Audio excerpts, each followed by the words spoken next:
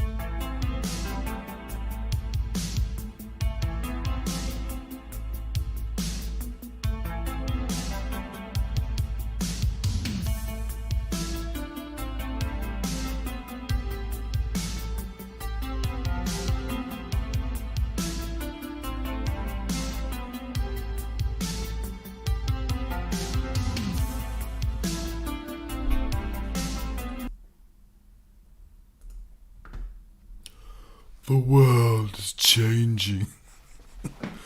Frodo. Tonight's movie has Catherine Blanchett as a damn cut up psycho. It also stars Bradley Cooper,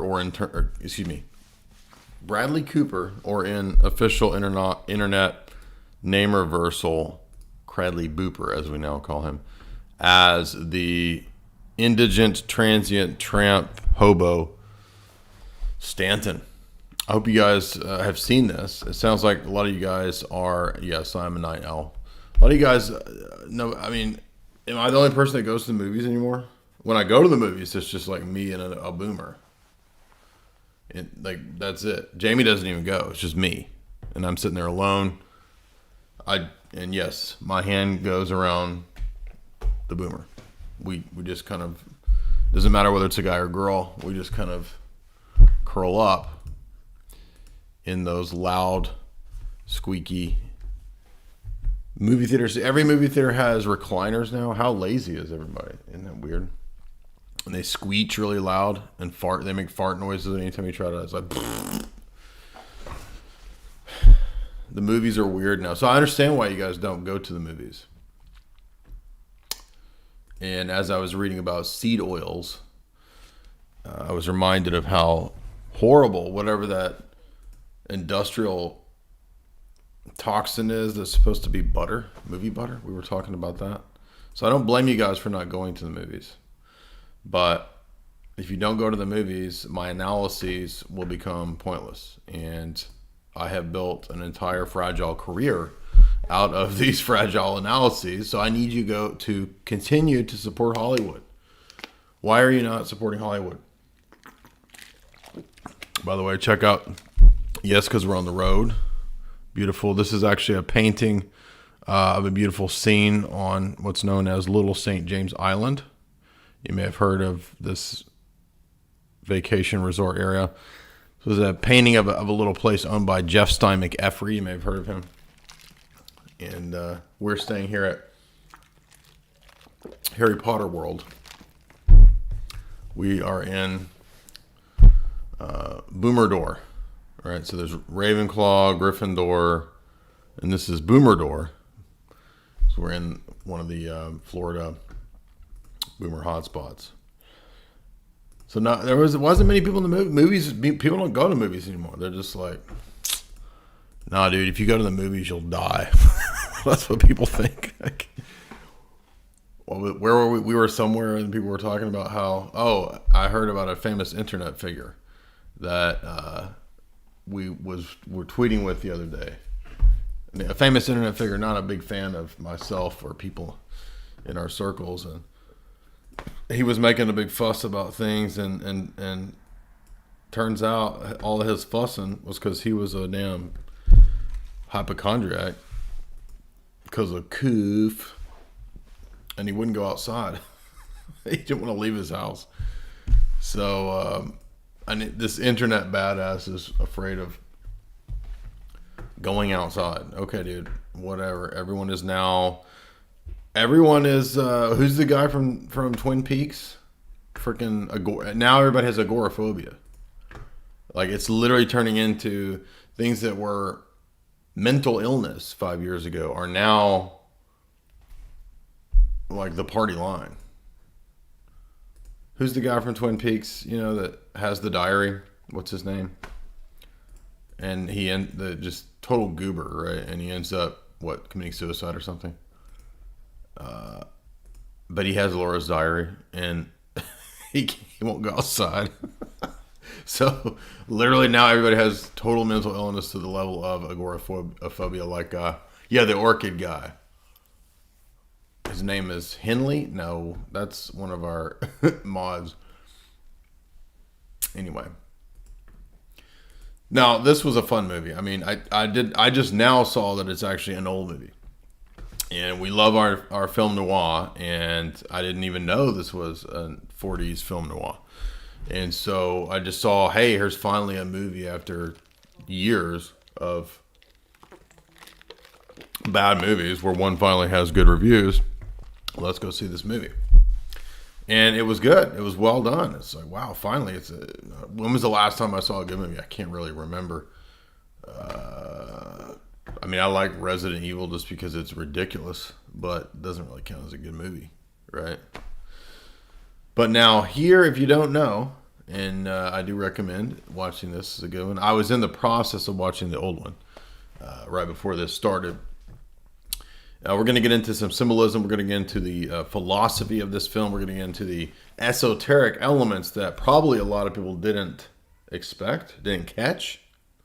But your boy right here is probably the internet and the world's top number one most famous movie detective, symbolizer, analyzer in the whole domain of reality, probably, has done the deep dive on this for you. And if you were asking about the last couple nights shows, because I've been trying to do weeknight live shows, I did them. They are on audio. So they'll be on the normal podcast outlet. By the way, the podcast has grown a lot. We're getting not as many as YouTube, but we're getting up there. Like it's moving up towards, in terms of viewership, pretty good, right? Pretty good viewership. I won't say the exact numbers, but it's growing. So all of these, of course, go out on the podcast feed too. But if you didn't get a chance to hear when I posted them initially on Telegram, and I put them there because it's really easy. You can do a video or a voice thing really quick and easy on Telegram, and it records it. Right, a lot of the platforms that allow you to do live streams or whatever, it's not easy to record, or they go away after a while. But now in this situation, it's different. We're going to do it on the Telegram if I have to, if I'm on the road, and then it'll go up to the normal podcast outlets. So I hope everybody's doing well. Hope you're having a good night. Be sure to hit like and share. We got a small, intimate crowd tonight. Very, very intimate. In fact, I might even take requests. What do you guys want, right? Some of you guys probably want ASMR. You probably want heavy breathing. You probably want erotic breathing. You probably want something akin to a 1-900 number. Well, if you want me to do heavy breathing, you're going to have to leave me the super chats, right? So we're going to expand into not just informational content, infotainment, as some say. We're also going to expand into ASMR content at all times, pretty much based on the amount of money that you give me. I know that a lot of you have, various levels of attraction for me. And so in that case, yeah, basically any of the heavy breathing, you're going to need to put into the super chat at least 1-900 something, at least 97. Remember 976? Remember all that? Those were the 90s. Jamie got caught one time calling a 976 number. She called the party line because her and her friend thought that you met boys on the party line. And she didn't know that she was talking to a boy on the party line, but I'm sure he was not a handsome Chad, correct?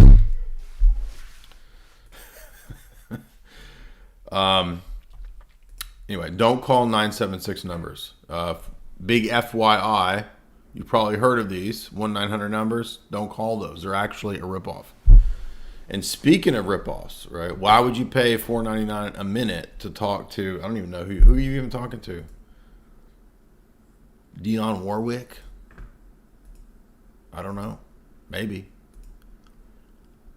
But if you want that ASMR heavy breathing, be sure and put that 1-900 number in your super chat so I know what you're after.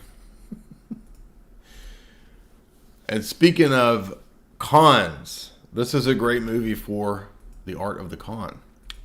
I saw the trailer. Other than that, I didn't really know what to expect in this film. And I was, again, kind of blown away. This has a lot of stuff in it. And it has, obviously, big boy pant themes. It's not a kid's movie, but it's not drowning in degeneracy. And so actually the film is a kind of cautionary tale, a moral cautionary tale that was also unexpected. Everybody likes con man movies. There's so many great con man movies. In fact, we're going to be doing a stream very soon that's just, I'm joking about ASMR, y'all. Come on. Surely y'all can tell when I'm a joking, right? Come on. Y'all know me by now. You think I want any of that heavy breathing? Okay, maybe I want a little heavy breathing. No, I'm joking. ASMR is ridiculous. I don't understand any of that. But I made a joke video of ASMR. I thought it was pretty funny, but nobody liked it. It was ASMR of dirty dishes and ASMR of butter. Anyway. This is a cautionary tale. It's a con man tale. Everybody likes con man tales. We're going to be doing a podcast, but that's what it was, about con man movies. And had I known, this would have been in there. But I did not really know that is what this is about. But it's more than that. Because this is not your average con man who, I don't know, in a lot of movies, the con man sees the error of his ways. What's that great Nick Cage movie where it's him and John Lovitz and Dana Carvey, where they get stranded in the small town, and the little people of the town are so, altruistic that Nicolas Cage, sees the error of his ways. I have mended my ways. I will no longer be a thieving con man. Right? He mends his ways. He becomes good. This is not like that. What happens when we get, spoiler alert, the con man who doubles down, the con man who cons at the next level, right? The meta con, the con of the con of the con, And then he gets lost in his own cons and keeps doubling down.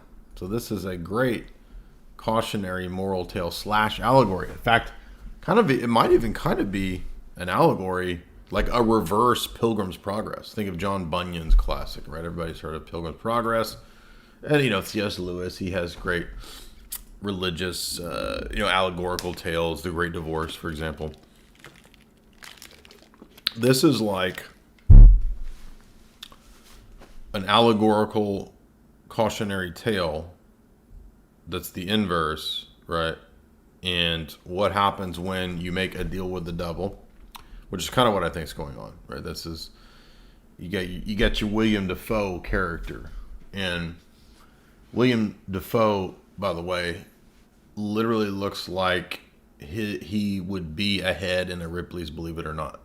I mean, that dude's head looks like the dang shaman head shrinker got a hold of that thing and just never let it go. I mean, that dude has a weird head. I mean, that dude looks like a circus act person. But I think he is enigmatic of a kind of devil figure. He's our deal man. Because if you remember, he makes the deals not just with Cradley Booper's character, Stanton Carlisle, but he makes the deals too when it comes to the hobos, the trafficked hobos. I wasn't expecting to see hobo trafficking going on, and we've had a few hobo films. We've analyzed a few hobo demons, if you recall. And we've even had a few former hobos in the chat talking about hobo life and the whole genre of hobo movies. There's like 10 of them. So I wasn't expecting this, but old Willem Dafoe does not take too kindly to the hobos. And as we're watching the unfolding of the scene right at the beginning, we notice that that's intentionally showing that his character really has no scruples and is constantly making these deals. He's a wheeler dealer, right? Get out of the deal. And so let's rewind. Let's go back to the beginning. So Cradley Booper is shown at the beginning in a burnt up house, and we see him dragging an old body. We don't know who. We think it's, he's killed somebody or something, burying them in the floorboards and burning this old farmhouse down. He then becomes a wandering tramp / indigent and ends up at the circus. You always hear people saying, run away to the circus. You could run away. Every kid at some point, right? They think, I'm so mad at my dad right now for grounding me. I'm going to run away to the circus. Do you think anyone ever actually really did it? I guess a few people have actually done this. Imagine literally, because everybody jokes about it when you're a kid, but imagine being the person who really did it and then went on to do great things. Well, that's Stanton Carlisle, a.k.a. Cradley Booper. And so as he wanders into the circus, he somehow finds work. I don't know. He's like, let me carry these gigantic logs for like 3 cents, right? It's literally for 3 cents. And so he notices the geek. I didn't know that a geek was actually a crazed, mind-controlled, drug-addled hobo. But in circus parlance, that's who a geek was. If you didn't know, they actually had pet hobos, right? You've heard me joke about pet boomers. There are pet hobos that the circus used to have. And the pet hobo was apparently the geek or the...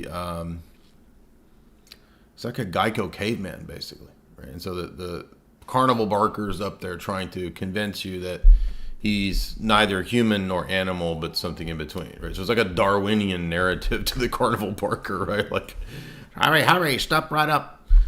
Come see the geek. He lives only on the blood of chickens, raw like Ozzy Osbourne. And he really does have an Ozzy Osbourne routine. So if you never knew where Ozzy got that routine, it's actually from the geek. The geek literally bites the heads off the chickens. So I'm just sitting here thinking, was this really a routine? I mean, I guess you could have had some buck wild circuses, right? Like, you could have a geek basically who eats his own toenails or something. I mean, what do you do to shock people in the 1940s that doesn't get the long arm of the law called on you. I don't know. Probably eating stuff, right? This kind of a thing.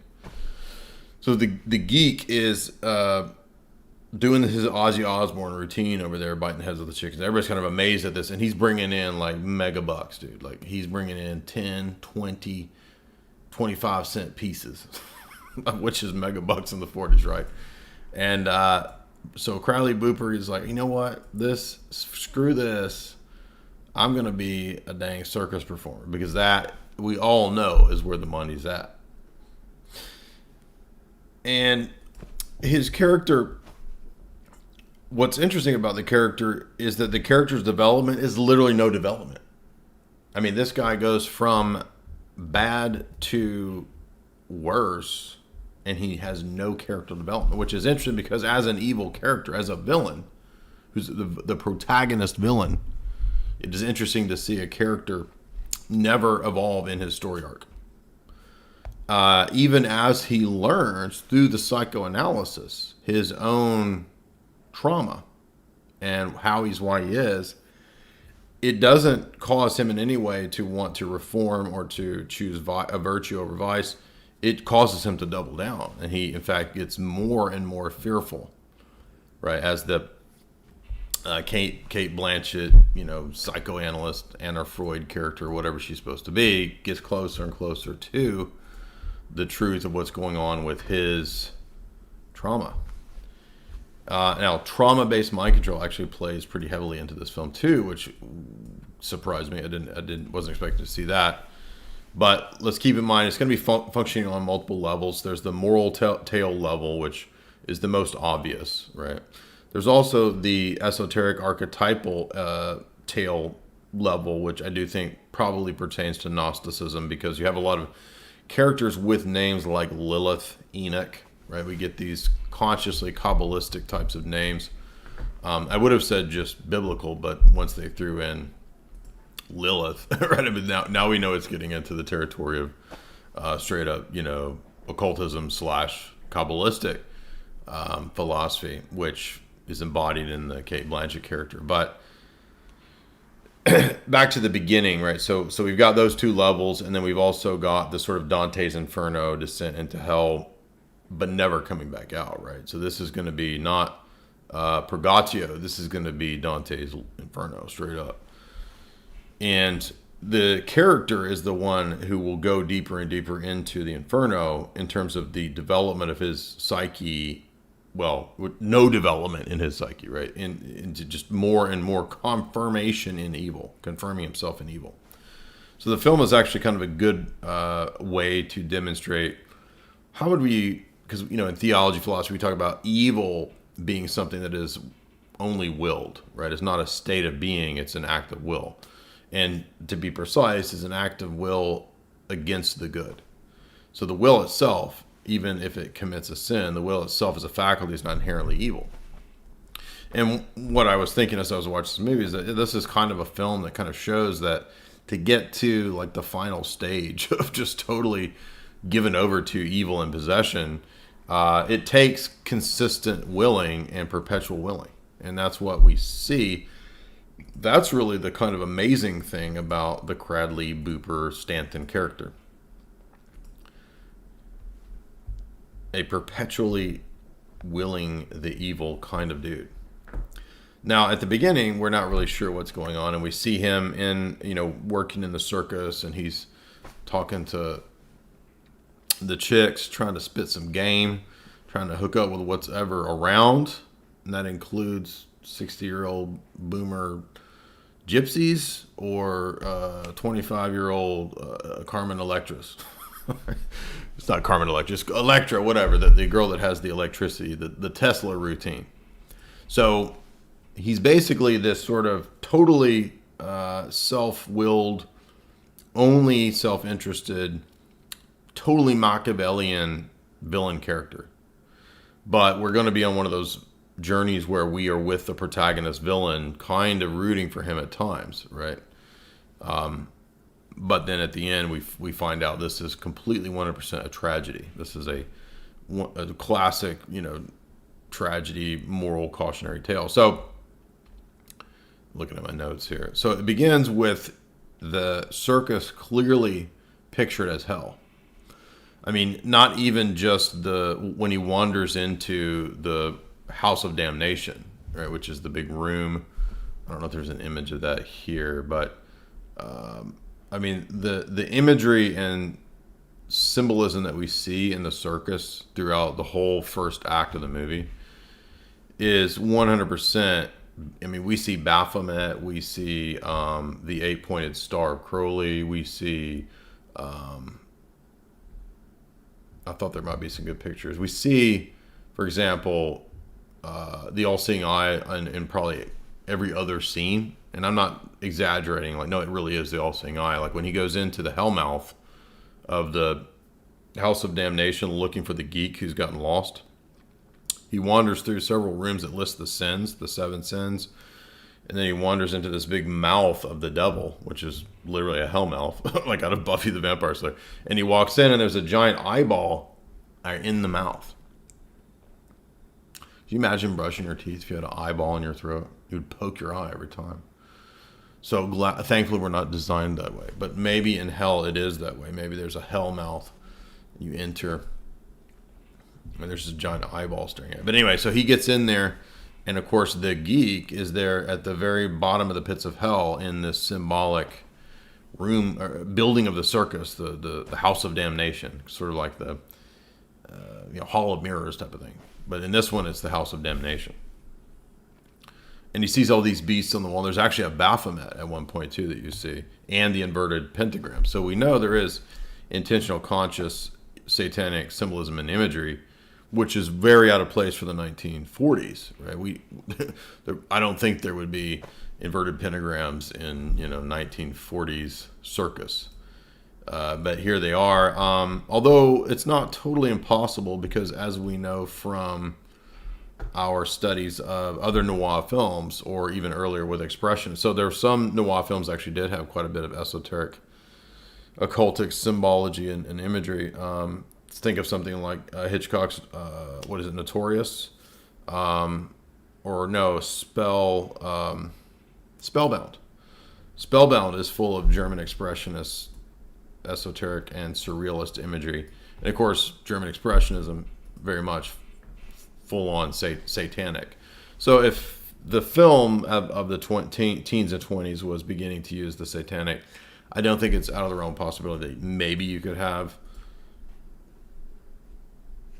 something like this in a circus. I don't know. I hate the circus. Like, who wants to go and eat freaking, what are those nasty pies called with all the powdered sugar? What are they called, Jamie? What are those nasty piles of fried pie with all the powdered sugar? Yes. Who wants to eat funnel cakes? The whole purpose of the tilt-a-whirl is to literally get you to throw the funnel cake up. That's the whole thing. It's like this weird ritual of eat this funnel cake, get on this thing, throw it up, now go get more funnel cake. And I would do that for days on end. I would literally just all day long, eating a funnel cake, I would go throw it up probably 20 times a day when I was a kid. Not really. I didn't do that. But I hate circuses, except for the carnival barker, because we used to have one that would actually make jokes. Like he was terrible, but he would make fun of the crowd. And I don't know if you guys remember that video. I had it on my YouTube channel, like, I don't know, 5 years ago. But the carnival barker dude is sitting in the tank, that you throw the ball at to sink him. And me and him get in a cut down fight. He calls me Weird Beard, which is pretty good. Actually, I'm going to have to give him the win on that one. So I've had run-ins with carnies. I don't know what to tell you. I know, even though I hate the circus, I've had run-ins with carnies. I know this world. And Willem Dafoe looks like he would come out of that world. Amazing. I don't know how he's a famous actor, but he literally he comes out of the carny. The dude looks like a carny. And an exhibit at Ripley's. So,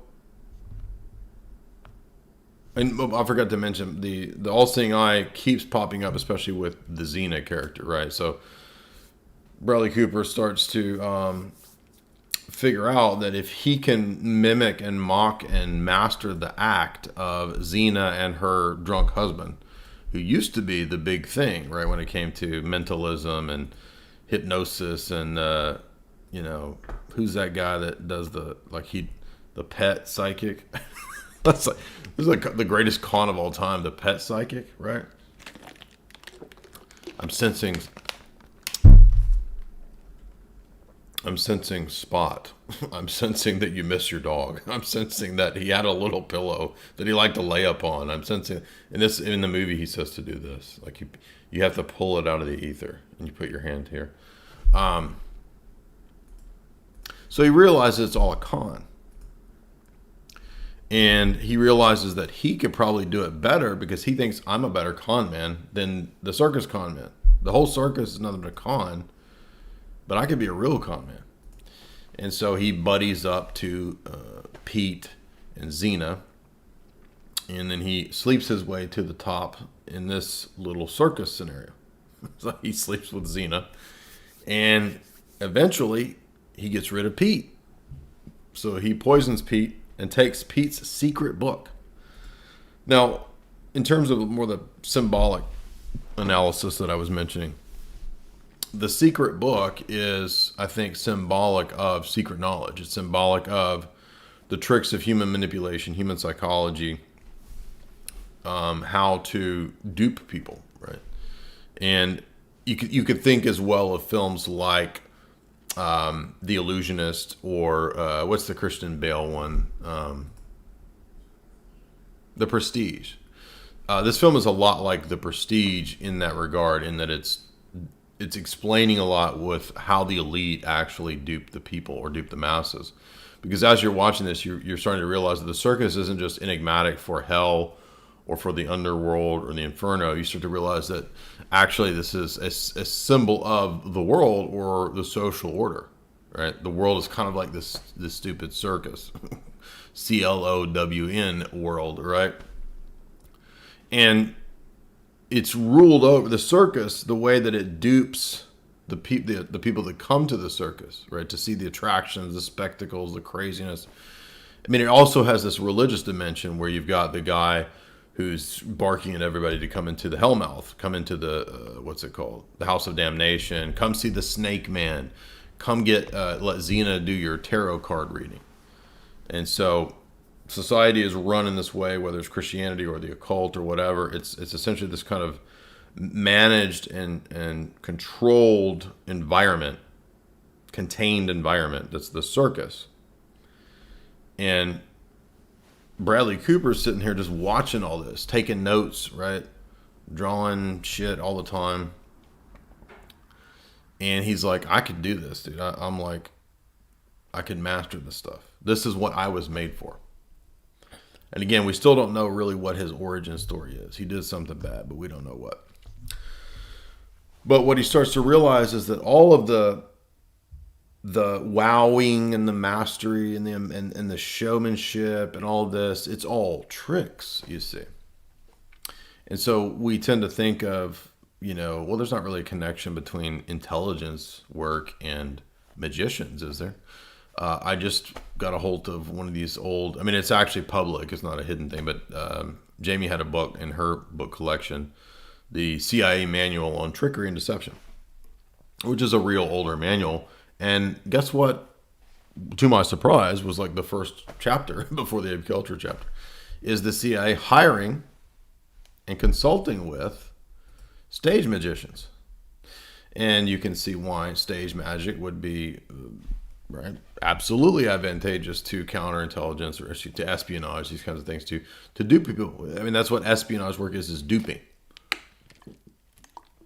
And in fact, we start to realize as Stanton works his way up the ladder of society, the power ladder, he gets in more and more elite circles. He's more and more wealthy, more and more powerful. And he's involved in more and more high-level, high-tier elite espionage, isn't he? Yes. It becomes plots, plans, and deceptions. It becomes ways to compromise people. That's exactly what the whole ethos of what we talked about the last 12 years of Jay's analysis, right? It's literally like that kind of stuff going on. That's the way societies really run. And the movies tell us this, right? So how do we know that about Jeff Stein McEffery for so long? Exactly. Because we watch movies. I guess. Because I don't believe the news. I believe the movies. Now, one of the key points that comes up is that the as we said, there's the spiritual element where there's this sort of deal with the devil, which is the Willem Dafoe character. And when they have this sit down over how he runs his hobo scam, Willem Dafoe says, these lines about how you just manipulate the hobo with his addiction to alcohol or opium, and then you can get them to become your own little private pet caveman. And he literally makes the hobos into pet cavemen. And he does it through roping them in with drugs, booze, and heroin and opium. And they become complete, like, mind-controlled fentanyl zombie people. Literally, right? And that's who does the Ozzy Osbourne chicken head routine. But he tells them, that Bradley Cooper, all these lines about how you just manipulate, and then you keep manipulating and keep manipulating, and tweaking your manipulation until you've got your mark on the hook. And so Bradley Cooper thinks, well, I figured it all out, ha ha ha, you've told me all your secrets. I've got everybody's secrets. And then he steals the book of secrets from Pete. And he goes and tells Electra. And then here we have references to the Electra complex. That's not just me. That this comes up. The Oedipus complex, the Electra complex, they come up when the Cate Blanchett character, who is the psychiatrist, psychologist, starts analyzing Bradley Cooper. So Electra is the Rooney Mara character. That's the sort of young, naive circus girl that he realizes he could use in his act, and so he gets her to run off. So this is like meta level running away. Imagine not just running away from home to go to the circus, then you run away from the circus. This is the next level of running away. And he's like, we got a routine, me and you, Lee can do this. Well, flash forward 2 years later, they're the biggest act out there. And this is out of vaudeville. Right? This is post-vaudeville, 1941, I think is the year that they say it is. 41 or 45, somewhere in there. And they play all the biggest, concert halls. They play all these shows and nobody can figure out how they do it, right? Because Bradley Cooper has spent years mastering this little how to do psychic bullshit book, right? So it's like the old model. It's like the what am I trying to say? The way I look at secret societies, for example, is that they are means of manipulating and controlling society. And if you remember when Bradley Cooper is starting to look at Pete's book of secrets, Pete says, you can't do this, right? If you start spooking people, he's like, and if you learn these tricks of psychology, neurolinguistic programming, and all this kind of stuff, he's like, not only will you be tempted to use this for bad purposes, which we already know dude's a total villain, right? He's like, you will be duped yourself. He says, the greatest con man of men is men conning themselves. He says that's the greatest con, which is actually a pretty profound insight, especially from a lot of the philosophy that we've touched on in the last few years. By the way, you can support the show by leaving a super chat there if you want to. Now, to remember that he's already made the deal with Pete. I mean, not Pete, with Willem Dafoe, the devil. Now he wants the knowledge, the secret gnosis, which he ends up getting because he kills Pete and steals the secret book and runs off with the electricity chick, Electra.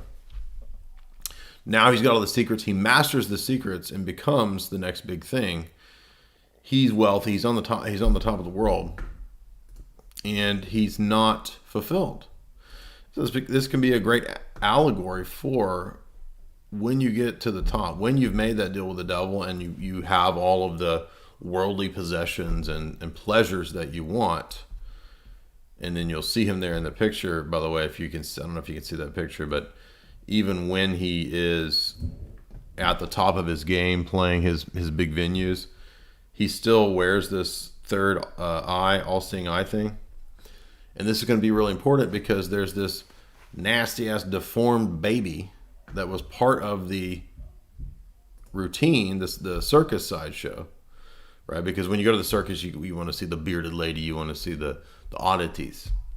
And one of the oddities that Willem Dafoe had was this big old fat baby in a vat that looked like something from an X-Files episode where they're trying to experiment on cloned mutants or something.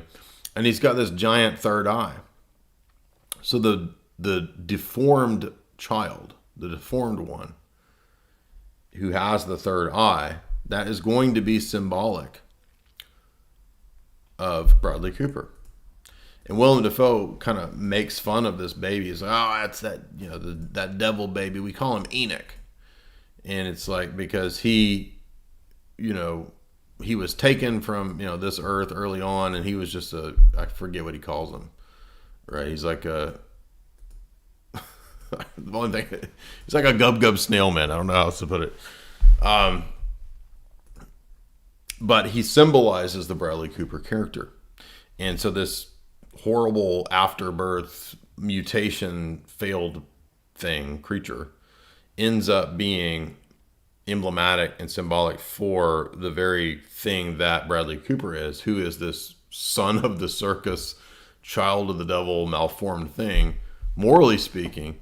And Bradley Cooper never realizes that all these things that are happening are really foreshadowings of his own demise, right? Even when he's at the beginning of the film looking for the geek in the Hellmouth, he never realizes this is all symbolic of him. He never realizes that when it talks about there's this character named the Spider who gives this little monologue about how I was this, and I didn't listen to my parents. And I got caught in the web of something, and now I'm part of the circus. That's also about Bradley Cooper. It's not about the spider bitch. It's about Bradley Cooper, right? The whole movie is about him and the constant willful choice of evil. Then when he really starts, I forgot there was a key scene before he got famous when he was perfecting his craft that was really relevant because they get raided by the local police, the circus does. And Bradley Cooper steps up to the fore to be like, all right, I got to test out my con man skills. Can I pull it off? And he has to basically read the cop, figure out the cop's religious beliefs and weaknesses, which he does perfectly, right? Like a Sherlock Holmes kind of read, this kind of a thing. And he realizes that the guy is patriotic, but a mama's boy.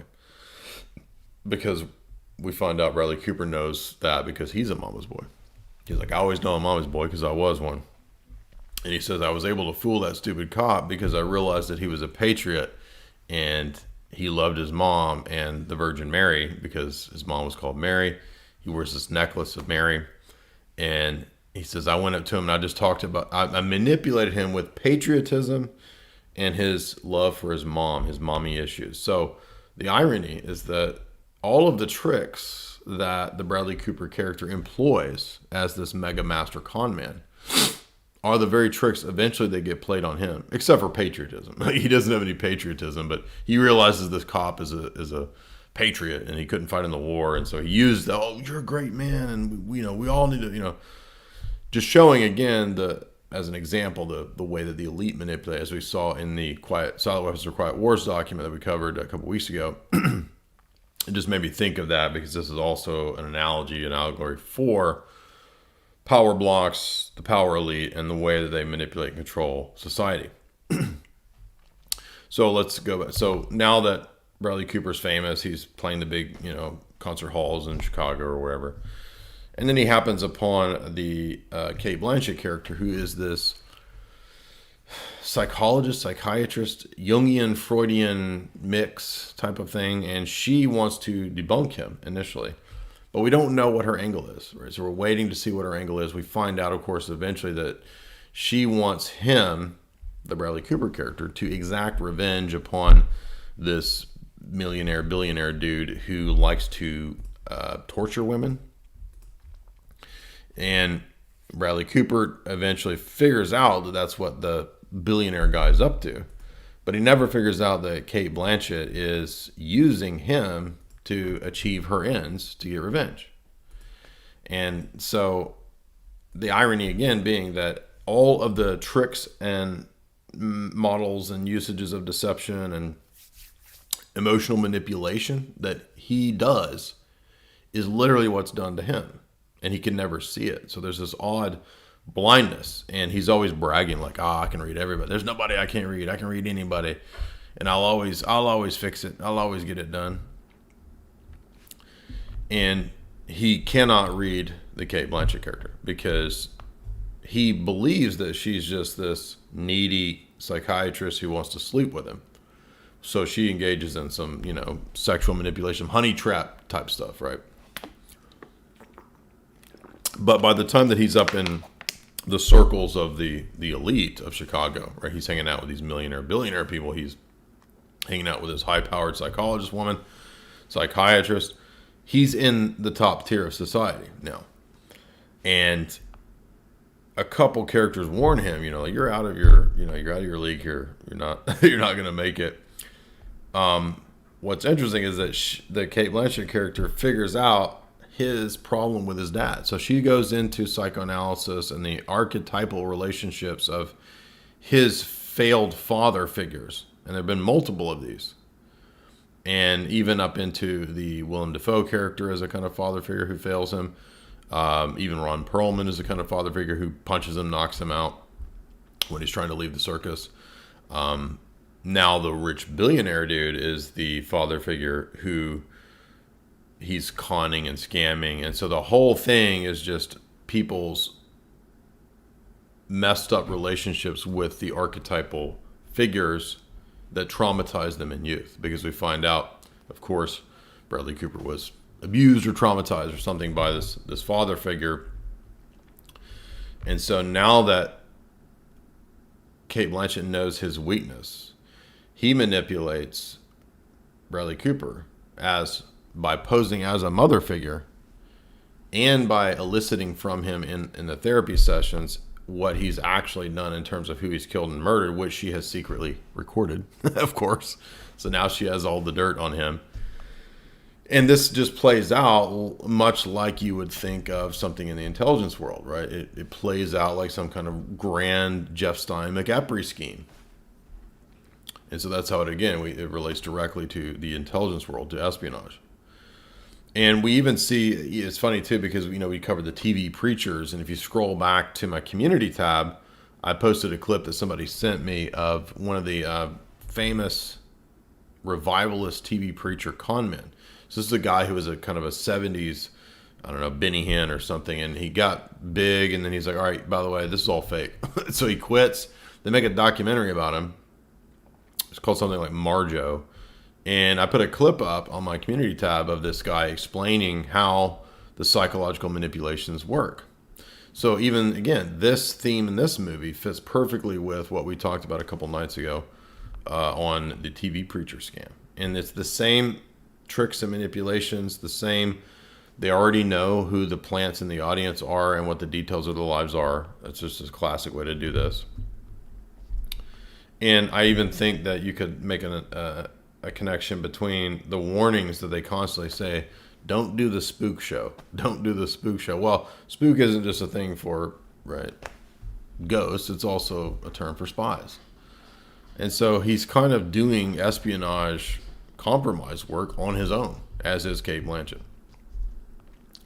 And so he tries to fake a seance for the billionaire dude. It doesn't work. It fails. And long story short, as he ends up back so he goes on the run after his failed plot. He ends up murdering some more people, and he's a hobo, like a legit hobo now. Straight up tin cans, straight up fire, like 5 dudes around a fire, right? I mean, literal hobos. So he's fallen even worse than he was at the very beginning when he was just a tramp. And you think he's hit rock bottom, but he hasn't, because he sees a flyer. This is some years later, about the circus is in town. So he thinks, oh, I know, I'll just go get my old circus job back as a carnival barker. And so he gets over, when he approaches the new guy who runs the circus, he's like, hey, let me tell you my story. And he's like, dude, you're a freaking disgusting hobo. And then the reveal of the whole movie is, he says, oh, wait a minute, my friend. Let me just give you a drink, and maybe I can find something for you. And that was the line that William Dafoe told Bradley Cooper at the very beginning that you use to reel in the hobo. Thus, Bradley Cooper has gone from transient to on top of the world to transient, and now he's going to be the geek. That is the line that you lure your prospective hobo in, to be the geek, to become the madman. And so he looks up and he sees the deformed baby in the vat of goo, and he starts laughing because he realizes that it's about him. He's that deformed baby. He's a sideshow piece. He's an article in the museum of the circus, which is that deformed baby. And that he says his final line is, I was born to be the geek. So the point being, if we read it on the allegorical level, in terms of the fall of man, right? Man has fallen. If you want to read it as a kind of a Christian allegory, Bradley Cooper is the fallen man par excellence, and he thinks he can get back to that crowning glorious status, right, that man had before he fell. And his human attempts to do this completely fail. They completely fall apart. And not only that, he ends up making a deal with the devil, and that deal gets requires more and more payment. And at the end of the whole film, it's basically his soul that is required.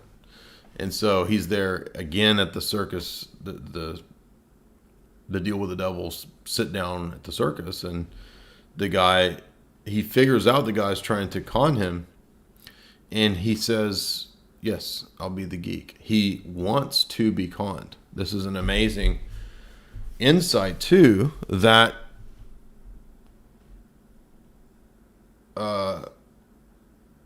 what's her face? Kate Blanchett tells Bradley Cooper earlier in the film.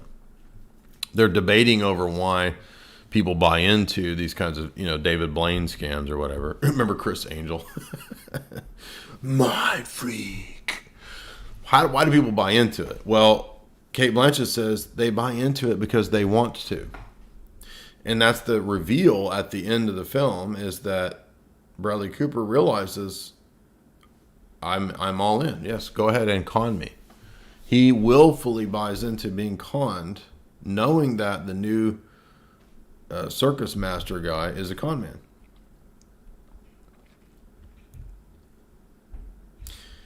Anyway, so it was a great allegory analogy, I guess you could say. And there's also, you could argue, is there this feminist element? There could be, because the Kate Blanchett's character is Dr. Lilith.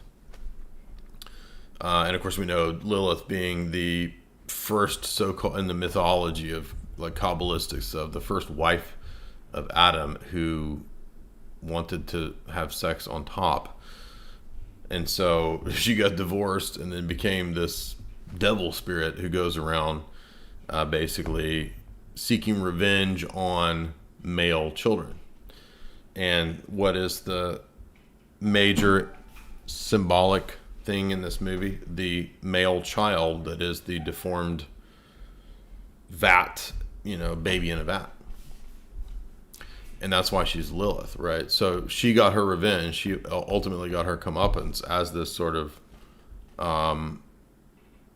goddess type of figure. Remember in Lord of the Rings, like she's you will no longer have a queen. Like this is who she is. She's always playing this kind of a character. Yeah. So there you go. I mean, this was a pretty wild movie. I think it shows, even inadvertently, as a kind of inverted Christian allegory, or an allegory of a person who moves away from the good consistently and wills it, and then even eventually realizes. Remember, we were talking about delusion. Doesn't this fit in well with the theme of delusion that we just talked about a few weeks ago? That whole live stream we did about delusion. I mean, the Bradley Cooper character is the guy who, as he gains skills in deluding other people and conning them, gets more and more deluded himself. And that's the insight here into the mystery of iniquity, I guess you could say, in regard to this film. I want to see if I missed any more notes. It reminded me also of, remember the movie Something Wicked, This Way Comes, that 80s movie? We should do analysis of that. I remember when I was a kid, that scared me. It was kind of a creepy thing. Weird Beard, we talked about that.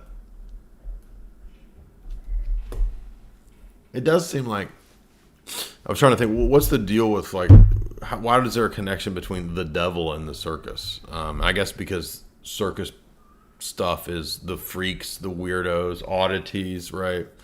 Things that are unnatural, abnormal. That is what we think of as the circus. And if you listen to a lot of people's DMT stories and trips, a lot of them describe circus-like sequences. So, it could be the circus, the carnival is a kind of, I know it's an emblematic of hell in a lot of, ancient medieval type stuff. But I was just thinking, are there literal spiritual carnivals going on? Like the demons are having carnivals in the spiritual realm. It's literally like a circus. And I think that the existence of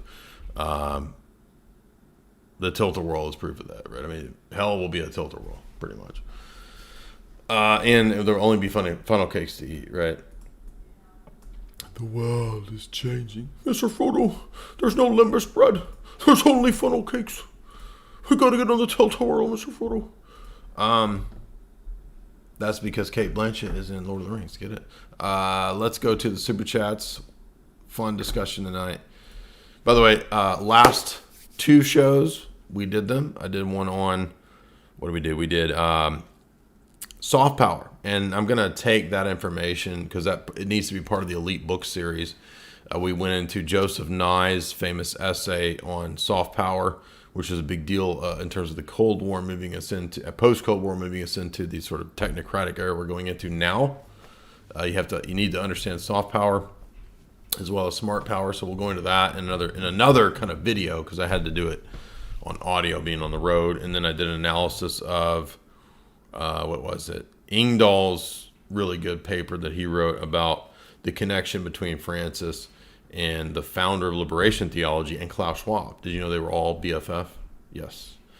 Klaus Schwab had meetings years ago with the founder and Kissinger of liberation theology. Oh, I thought that was a Marxist communist thing. Oh, it is, but it's a Marxist communist thing supported by the wealthiest people on the planet. And in other words, it's just another vindication of my point about liberation theology, socialism, Marxism, literally being tools of the 0.0001%.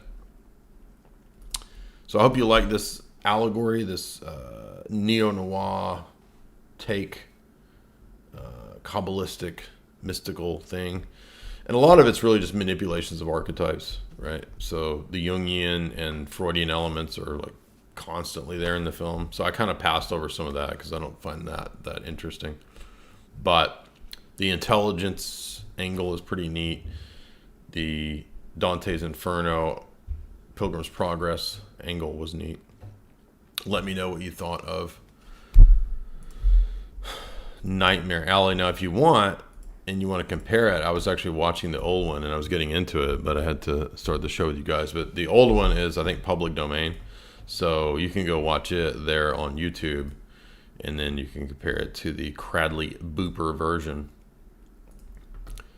And let's see, we got a few super chats. Dave from Australia for $5 says, I'm hoping I can be cheered up. The world is looking really dark lately, and the future is not worthwhile.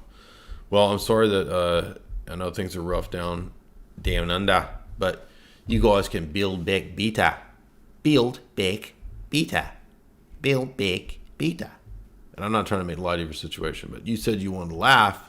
I'm going to hit you with a little bit of that down under ASMR. Ready? Build back beta. Build big beta. See, it's ASMR because I'm breathing up right into it, right? Heavy breathing, 976, heavy breathing. Call 1-900 heavy breathing. $4.99 a minute. And by the way, the world runs on cons. That's another point I want to make, right? I mean, this is a great insight into the way the world really works. The world is run by a lot of intelligence agencies who use a bunch of cons. So you figure out the cons. I'm your Stanton Carlisle. I'm trying to help y'all out. Not really. I hope not. I don't want to be that dude. That dude's evil. But yeah, go watch the old one if you want to compare it. And remember too that you want to not be soy. The system is a circus, and the system is getting everybody into the circus right now. Stop right up. Stop right up. The cove. Come see the cove. Stop right up. Right. So they're trying to scare everybody. Right. The unstabbied man. Come see the unstabbied man. He's a danger. He's a menace. They're trying to scare everybody. It's all carnival barker nonsense. You want to not be soyified. You want chalk.com. Chalk is, of course, our show sponsor. We love the bros over at chalk.com. They have some of the best supplements out there, especially when it comes to targeting things like low testosterone, right? Tongkat Ali, you can go over there. You can get stacks in the sense of you can get specific stacked stuff tailored to your needs, and you can also do recurring ordering. So if you go to chalk.com, the link is in the show description. You put in the promo code J60, Jay60. I can guarantee I can be a carnivore. Stop right up, carnival barker. You will never have soy again. You will never have the problems of flaccidity. Go to chalk.com right now. Dave from let's see, Vibranium, $5. Jay, do you think that this movie shares similarities with The Imaginary of Dr. Parnassus? Interesting. It's been many years since I watched The Imaginary of Dr. Parnassus, but yes, given the vaudeville routine, the Gnostic archetypes, and we did actually cover Dr. Parnassus with Tristan. So if you want to go see that excellent analysis we did a couple years ago, go back and watch that. And yes, I would agree. This movie actually has many parallels with it, as well as with The Prestige, as well as with perhaps The Illusionist, Something Wicked This Way Comes, Syndrome Down Under, $15. What are some helpful fathers' writings on the fall and original sin, the purpose of the curse, and the death? I would say start with John Damascus in terms of On the Orthodox Faith. So read read all of them, and I have lectures through that whole book. But he gives a good kind of reflective summary of the first 7 centuries of the Orthodox tradition. So that's probably the best place to start. Then you can go in reading the Eastern Fathers themselves, reading Gregor of Nyssa, his account, Athanasius on the Incarnation, his account of the Incarnation and what happened in the fall. But there's also a good book by Panagiotis Nellis, Deification in Christ. And in the first few chapters, he